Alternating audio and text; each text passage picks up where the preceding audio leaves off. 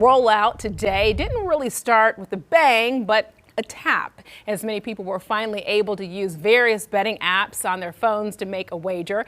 Queen City News anchor Derek Dellinger has a closer look now at how things will work for sports betting.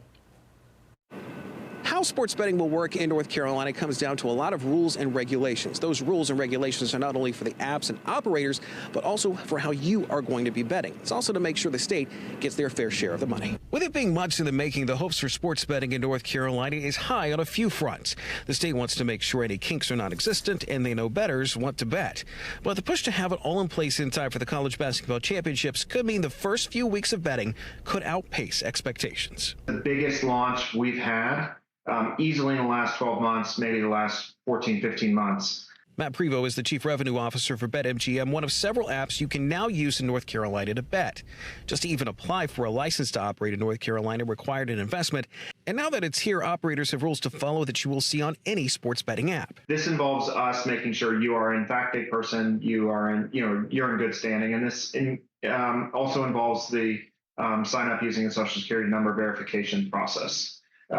So again, that's dictated by the regulator. It's how we can make sure that that we are serving the over 21 group for one, but also it's part of the process whereby we eventually provide state tax revenues as well. You're going to have to give your personal information.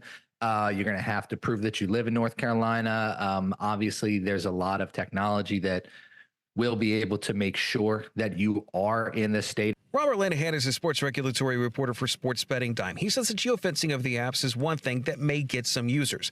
Linehan told us the geofencing is so specific that if you're a North Carolina resident in, say, Fort Mill, you won't be able to place the bet. This isn't expected to dissuade anyone from playing, though. As far as how much money comes in, though, one estimate from BetCarolina.com says around $6.5 billion could come in just this year from sports betting. But Linehan is being somewhat more conservative with his projection, saying it will likely at least be in the hundreds of millions. I see it as more top 10 and not as much top 5. But early indications are that sports betting will likely stick in North Carolina. The most recent state of any magnitude was Massachusetts. We're seeing a faster adoption or a higher rate of registrations in the state of North Carolina than what we saw in Massachusetts, which is a great start. I think the timing of the launch and the run up to ACC tournament and into March Madness, obviously, in the state of North Carolina is a big deal. And you can expect physical locations for places like here at the Spectrum Center coming up just a little later on this year.